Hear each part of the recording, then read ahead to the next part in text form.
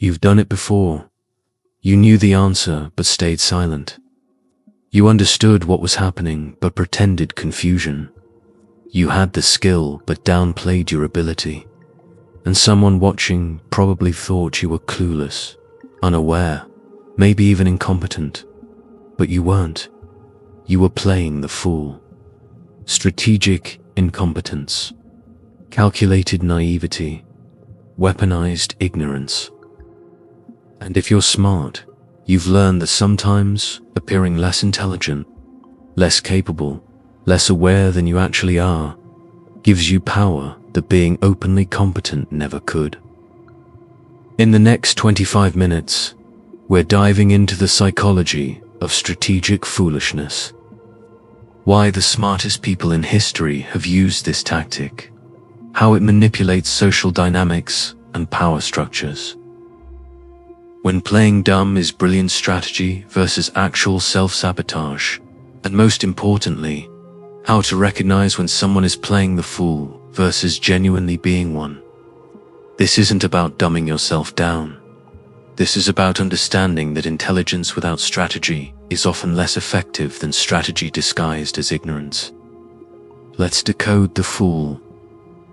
Welcome back to Psychopath, where we decode your mind. If you're ready to understand why sometimes the smartest move is appearing stupid, hit subscribe because this gets Machiavellian. Let us start with the fundamental concept.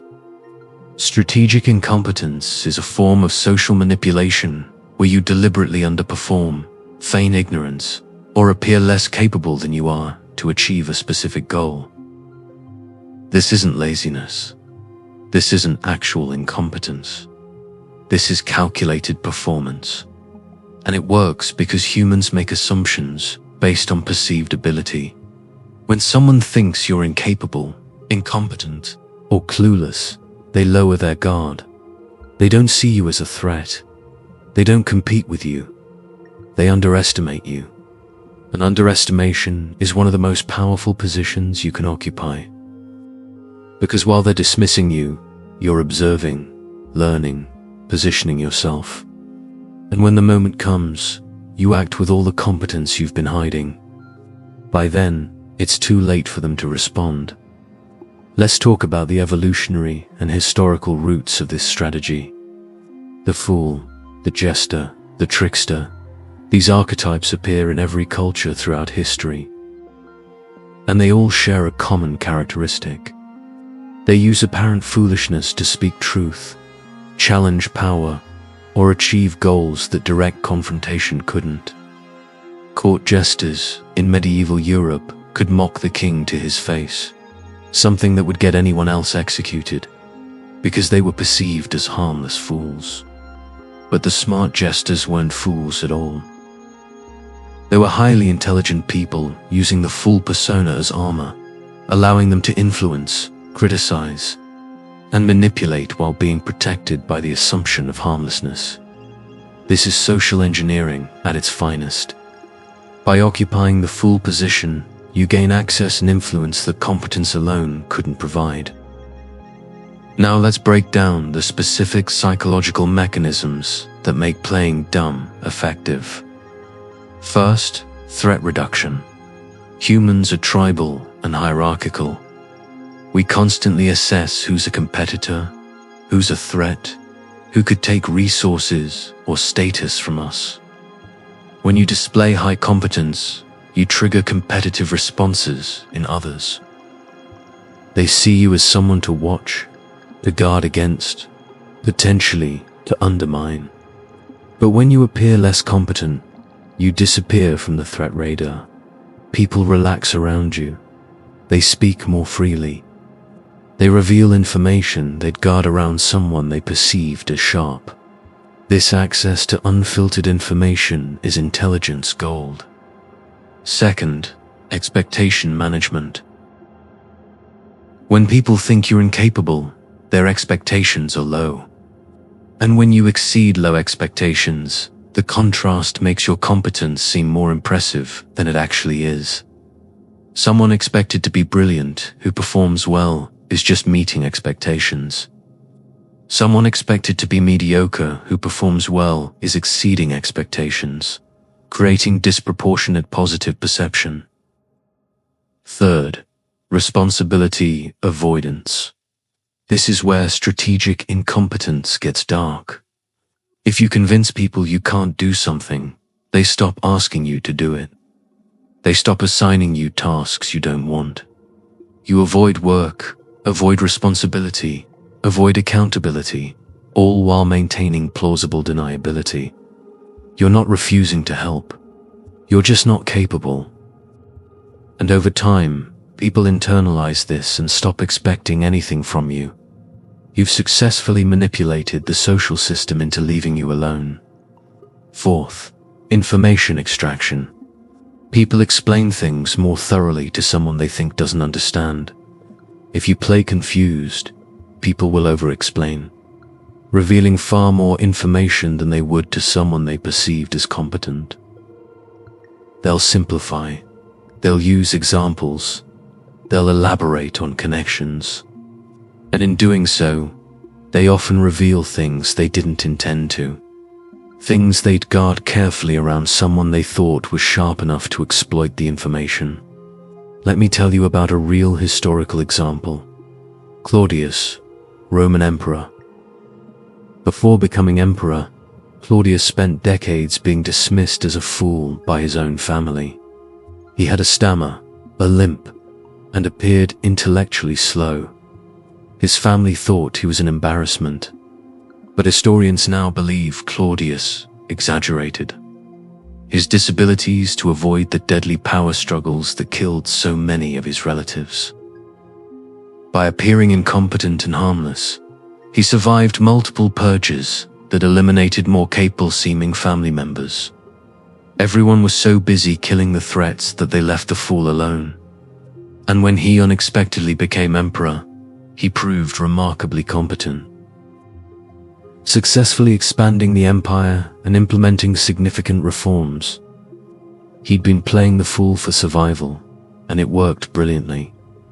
Now, let's discuss the dark side of this strategy, because it's not without costs. When you play dumb, people treat you as if you're dumb. And over time, that treatment affects your self-perception. There's psychological research on this. When you consistently perform below your ability, you start to internalize the persona. Your brain begins to believe the act.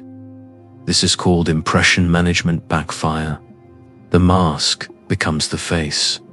You intended to play the fool strategically, but you've trapped yourself in the role. People's expectations of you have solidified. Breaking out of the fool persona becomes nearly impossible without a dramatic, often costly, revelation. And even then, people resist updating their perception of you.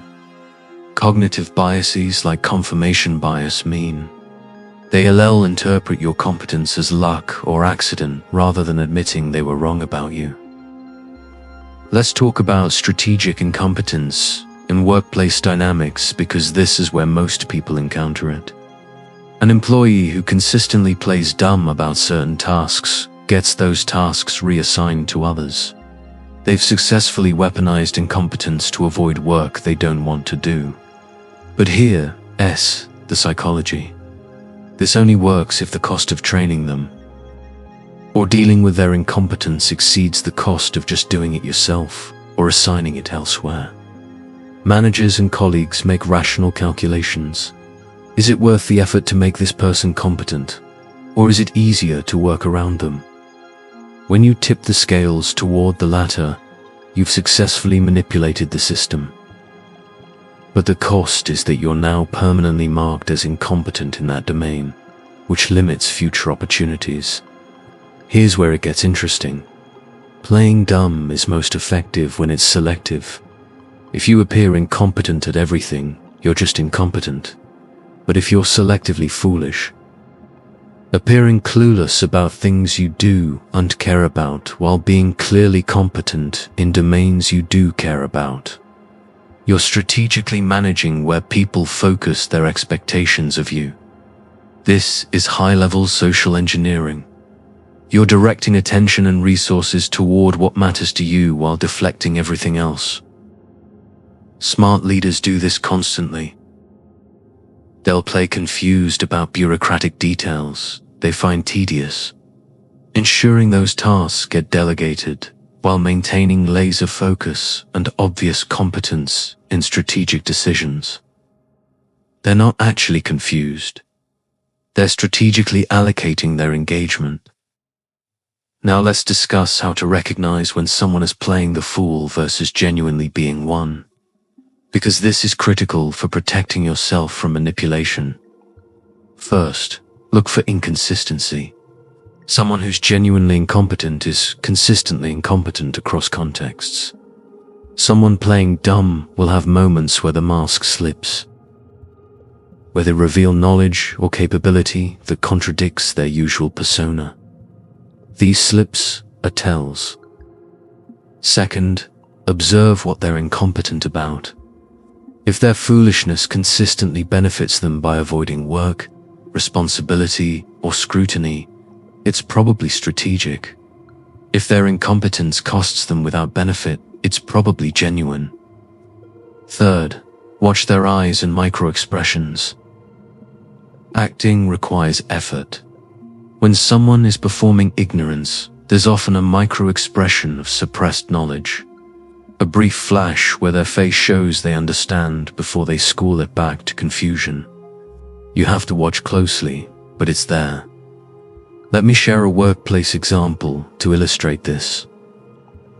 David worked in a corporate environment where technical competence was highly valued, but also came with crushing workload expectations. He developed a strategy. He appeared only moderately competent in the technical skills everyone competed over. But he was quietly brilliant at stakeholder management and strategic thinking, skills his competitive colleagues dismissed as soft and unimportant. Because he seemed only decent at the highly visible technical work, he avoided the crushing project loads that burned out his more capable peers. But his strategic thinking, which he deployed carefully and selectively, made him invaluable to senior leadership. Within 5 years, he was promoted past the technical superstars. Because he depositioned himself as leadership material while they depositioned themselves as high-performing individual contributors. He played the fool in the arena everyone was watching, while dominating the arena nobody was competing in. Now let's address the ethical dimension, because playing dumb raises moral questions. Is strategic incompetence lying? Is it manipulation? Is it wrong? The answers depend on context and impact. If you're playing dumb to avoid contributing to a team, forcing others to carry your weight, that's unethical. You're exploiting the social contract. If you're playing dumb to survive in an environment where competence gets you targeted, that's self-preservation. If you're playing dumb to extract information from someone who would guard it from a perceived equal, that's manipulation, and whether it's ethical depends on your goals and their right to privacy.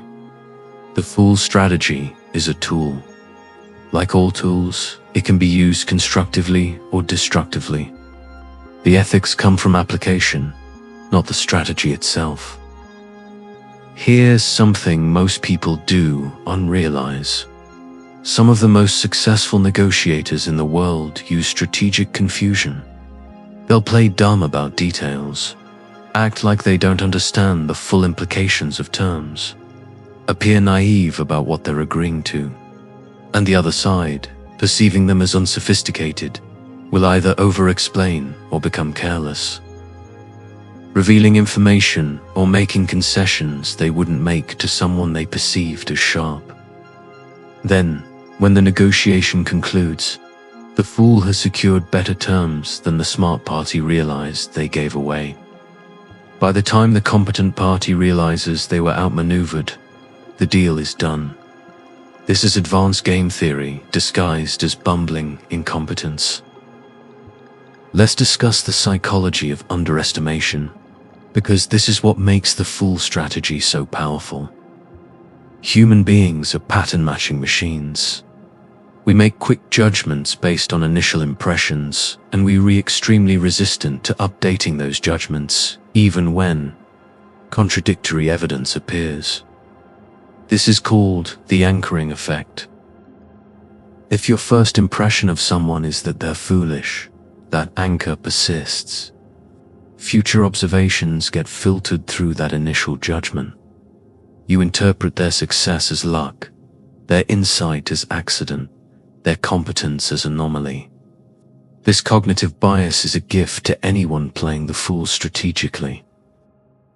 Once you establish yourself as underestimated, people will continue underestimating you, even as you consistently outperform expectations. They'll make excuses for your success rather than update their model of you. Now let us talk about cultural variations in the fool strategy, because different cultures have different relationships with this concept.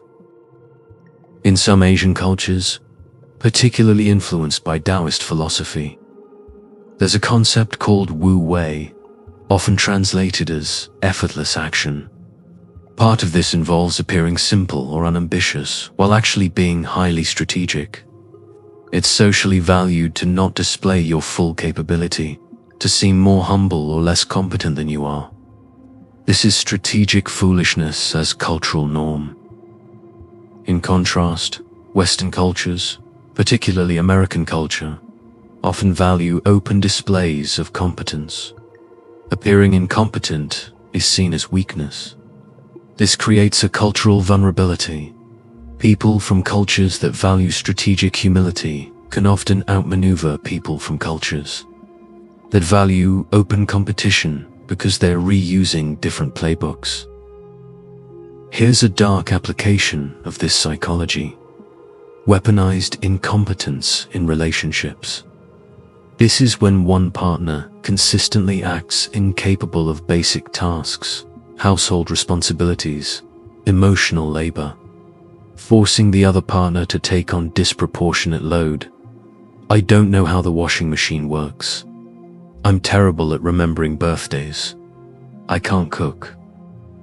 These claims of incompetence, whether genuine or performed, shift responsibility.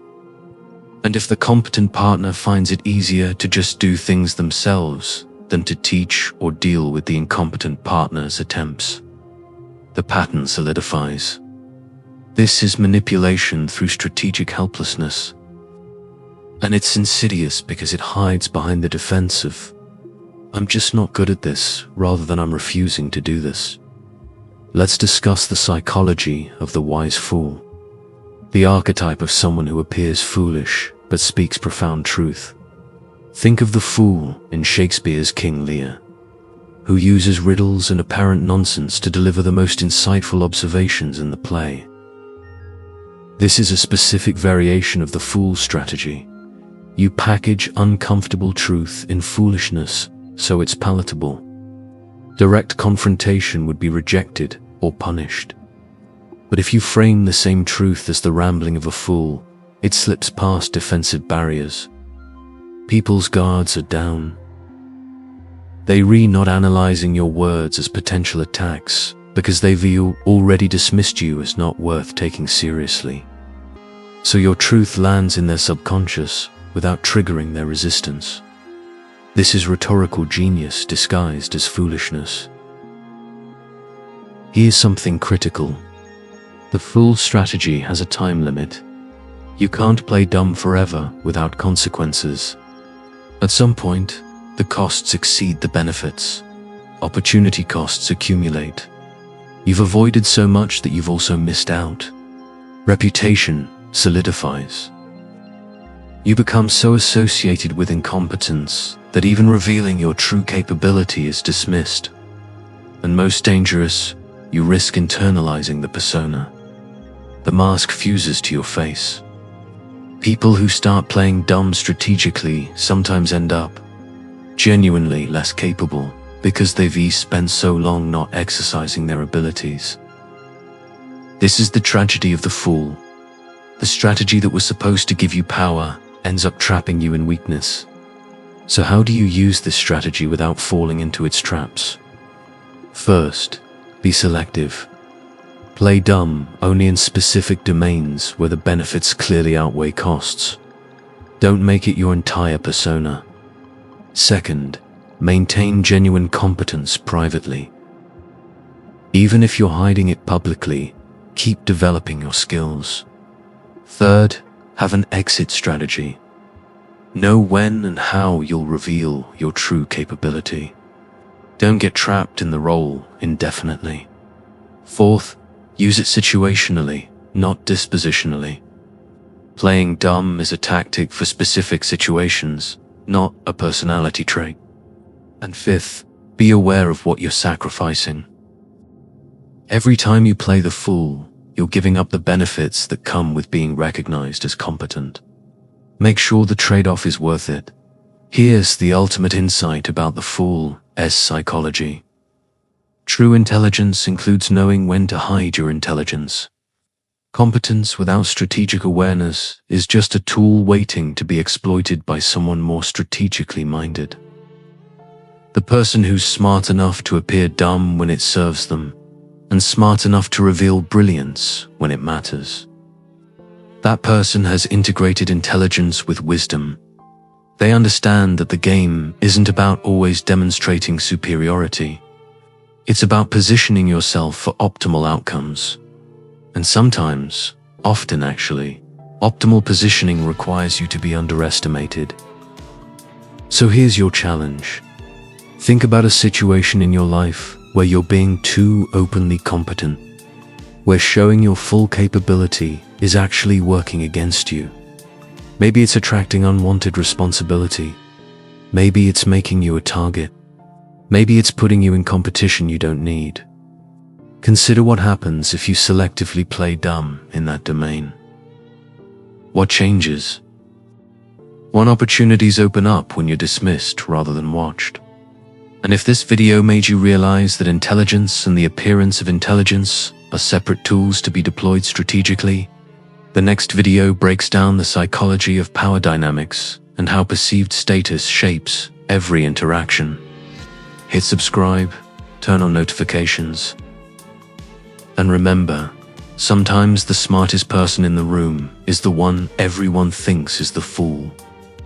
Play your role. Know when to break character. Master the game.